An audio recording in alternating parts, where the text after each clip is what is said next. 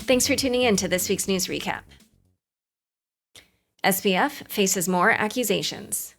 Sam Bankman-Fried, the founder of the collapsed cryptocurrency exchange FTX, is now dealing with new charges. Prosecutors allege that Bankman-Fried bribed Chinese government officials with a $40 million cryptocurrency payment in November 2021 to unfreeze certain Alameda accounts. These accounts, collectively holding $1 billion worth of crypto, were frozen during an investigation into an Alameda counterparty. After several unsuccessful attempts to unfreeze the accounts, SBF reportedly directed Alameda employees to execute a portion of the bribe payment, authorizing additional tens of millions of dollars after the accounts were frozen. In a court appearance on Thursday, through his lawyer Mark Kwon, the founder of FTX pleaded not guilty to these charges of attempting to bribe Chinese officials and evading campaign financing laws. Amid mounting legal fees, Forbes revealed that SBF's defense costs are being covered by a multi-million-dollar gift he made to his father, Stanford law professor Joseph Bankman, which itself had been funded by a loan from FTX's sister company, Alameda Research. The funds were transferred in 2021 as a tax-free gift using SBF's lifetime estate and gift tax exemption. As he prepares for trial in October, SBF faces new bail restrictions focused on his use of electronic devices and encrypted messaging services. His internet access will be limited to pre-approved websites on a new laptop assigned to him, and all user activity will be logged and monitored by his legal counsel. U.S. and South Korea vie to extradite Do Kwon. Terraform Labs co-founder Do Kwon and Chief Financial Officer Han Chong-jun have been arrested in Montenegro, facing extradition requests from the U.S. and South Korea, according to Justice Minister Marko Kovac. The duo will first face criminal proceedings for ID document forgery in Montenegro. The international warrant was issued after the collapse of the Terra USD stablecoin last year, which wiped $40 billion from the crypto market.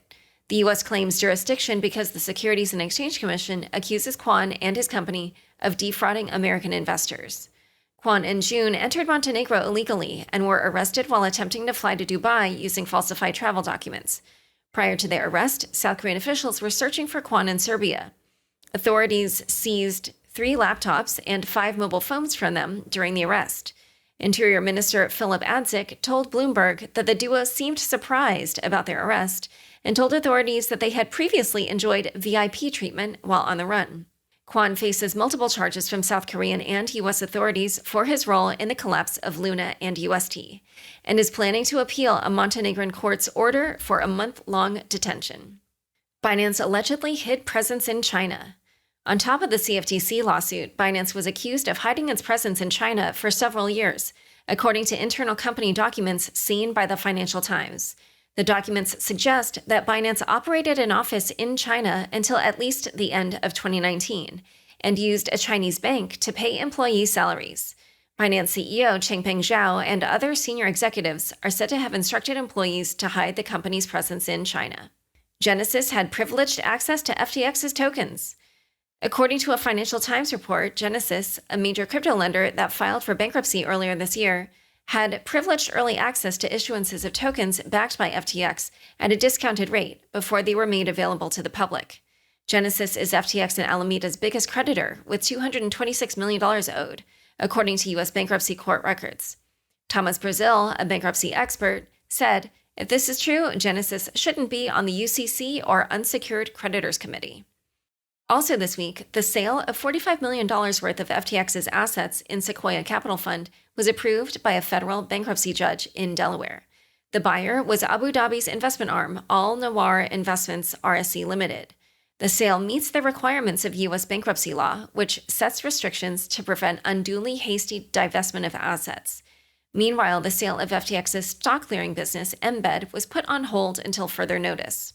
On a related note, crypto exchange OKX announced that it had identified $157 million in digital assets belonging to FTX and Alameda and is turning them over to the bankruptcy estate. FDIC gives a deadline to Signature's digital asset clients. The Federal Deposit Insurance Corporation, or FDIC, instructed Signature Bank's digital asset clients to close their accounts by April 5th.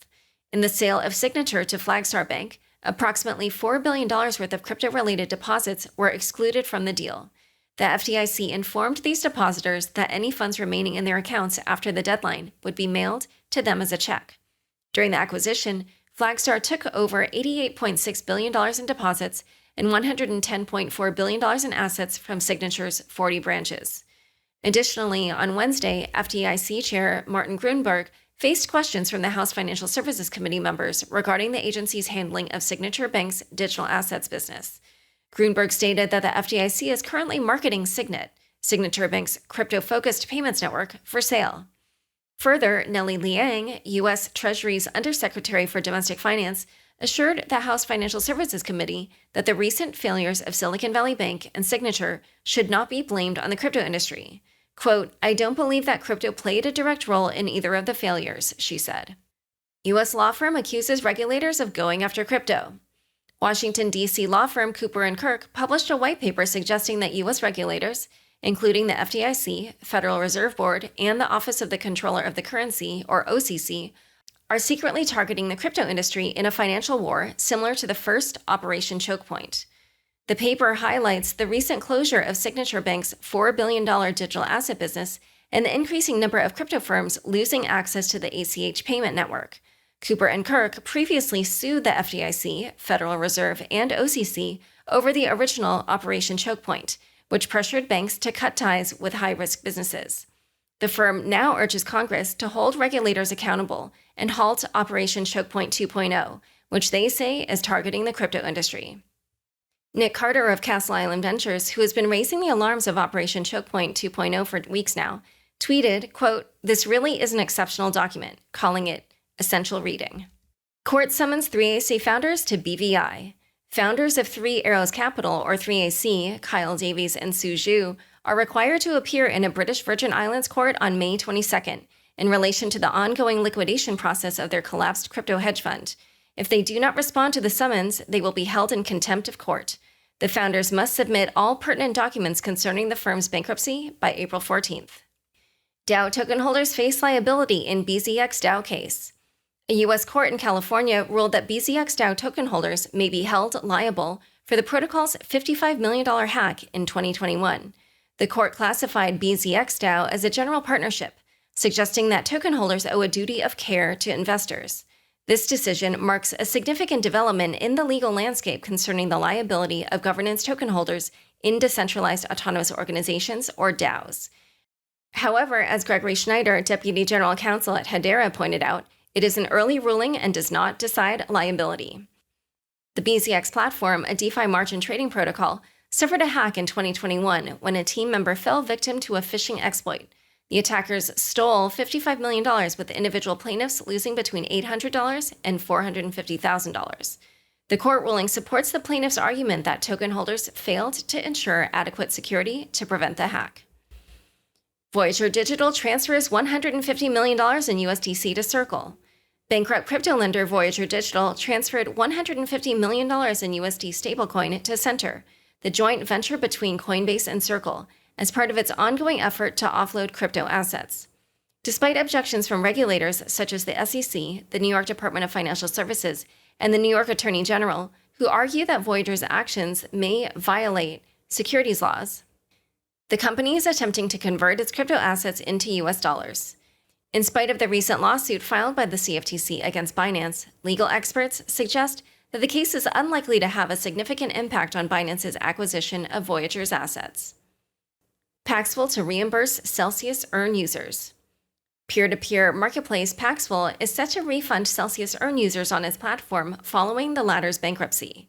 Paxful CEO Ray Youssef committed to using the company's funds to compensate affected users who were unable to access their assets after Celsius halted withdrawals. Youssef said on Twitter, "Paxful, like many others, was paralyzed to act as we could not retrieve funds held by Celsius. While some users with custody accounts have resumed withdrawals, those with deposits through partnerships such as the one Paxful had face a more uncertain future." Euler hacker returns 51,000 ETH. Over the weekend, the individual behind the Euler hack returned 51,000 ETH, worth around $91 million, to the protocol, causing the EUL token to surge by 60% in 30 minutes. The hacker still holds $73 million in ETH and $43 million in DAI from the $190 million exploit. The return of the stolen funds followed a series of interactions between the hacker and the Euler team via encrypted blockchain messages. Despite an attempted phishing attack by the Ronin Bridge exploit hacker, the Euler hacker proceeded to return the majority of the stolen funds. Polygon ZK-EVM launches on mainnet. Polygon's zero-knowledge proof rollup network, or ZK-EVM, launched on the mainnet with over 50 dApps and infrastructure providers integrating it from day one. Ethereum co-founder Vitalik Buterin executed the first transaction, celebrating the network's potential for unconstrained scalability. Quote, "Millions of constraints for man, unconstrained scalability for mankind," said Buterin in an embedded message. The ZK-EVM technology aims to scale Ethereum by moving computation and state storage off-chain. Polygon has also made it open source. On a related note, Consensus launched a public testnet for its ZK-EVM solution dubbed Linea, following the processing of over 1.5 million transactions during its private beta. The Linea testnet features native MetaMask and Truffle integrations. If you're still not familiar with zero-knowledge technology, I highly recommend you listen to this Tuesday episode of Unchained, in which I talked with Stanford cryptography professor Dan Bonet and A16 general partner Ali Yahya to do a deep dive into the topic. Speaking about developments around Ethereum, its core developers confirmed that the Shapella network upgrade will be implemented on the Ethereum mainnet on April 12th. Be sure to check out my recent interview with Christine Kim of Galaxy Digital to find out what's included in the Shapella upgrade and how it might affect Ethereum. Meanwhile, the MakerDAO community approved a new constitution proposal that lays out guiding principles for the decentralized lending protocol and outlines plans for Endgame, a major restructuring initiative for the platform pushed by its founder, Rune Christensen. Time for fun bits. This week, Ginny Hogan of Unchained gives her take on Kwon's arrest.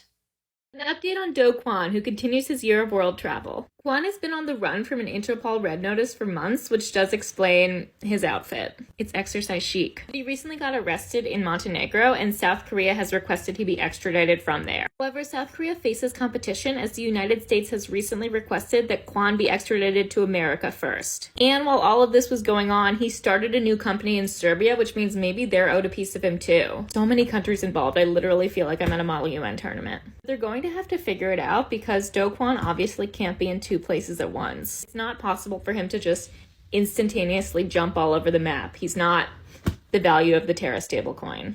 The Montenegrin justice minister, who has honestly never had so much attention in his life, this is truly like a sweet 16, a bar mitzvah, and a wedding all in one, has said that for now, Kwon is being held in COVID quarantine in Montenegro. Personally, I doubt he has a contagious COVID infection though. If his business record is any indication, he's not known for his capacity to successfully grow things. Thanks so much for joining us today. To learn more about Austin and the CFTC lawsuit against Binance, check out the show notes for this episode. Unchained is produced by me, Laura Shin, with help from Anthony Yoon, Mark Murdoch, Matt Pilchard, Zach Seward, Juan Aranovich, Sam Shriram, Ginny Hogan, Ben Munster, Jeff Benson, Leandro Camino, Pam Majumdar, Shashank, and CLK Transcription. Thanks for listening.